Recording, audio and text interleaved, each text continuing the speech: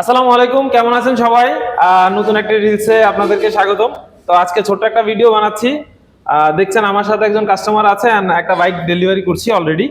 তো ভাইয়া, আপনি এর আগে কয়টা বাইক চালিয়েছেন? ভাই অনেকগুলাই চালাইছি, পালসার, সুজুকি, সিবিআর, র্যাপসল, অনেকগুলাই চালাইছি। আপনার স্টিল কয়টা বাইক আছে? স্টিল দুইটা আছে, এফজেড আছে আর র্যাপসল আছে, সিবিআর। আচ্ছা, তো এরপরও কেন আপনি রয়্যাল এনফিল্ড নিলেন? রয়্যাল এনফিল্ড এটা আসলে সবারই একটা পছন্দের বাইক। এটা আমরা দেখছি ভারতে চলছে, অনেক সুন্দর লাগতো, ইউনিক একটা বাইক। তো যখন দেশে আসছে তখন থেকেই নেওয়ার ইচ্ছে ছিল, হয়তো সুযোগ পাই নাই, নেওয়ার সুযোগ হয় নাই, এখন সুযোগ হয়েছে, এই জন্য নিতে আসছে আর কি ভাই, শখ তো করেই। যা বুঝলাম, রয়্যাল এনফিল্ড একটা ইমোশনের ব্যাপার।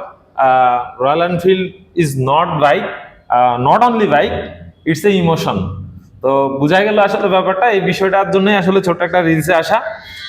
রয়্যাল এনফিল্ড যারা ইউজ করে তাদের ম্যাক্সিমামেরই হচ্ছে, দেখলাম যে আগে বাইক ছিল, ওই বাইক চেঞ্জ করে রয়্যাল এনফিল্ড নিচ্ছে, অথবা একটা বাইক বাসায় রেখে আরেকটা রয়্যাল এনফিল্ড নিচ্ছে। তো এই জিনিসটা খুব কমন।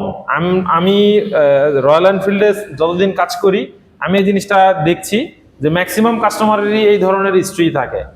তো ধন্যবাদ সবাইকে, দেখা হবে নতুন কোনো ভিডিওতে, ততক্ষণ পর্যন্ত ভালো থাকবেন।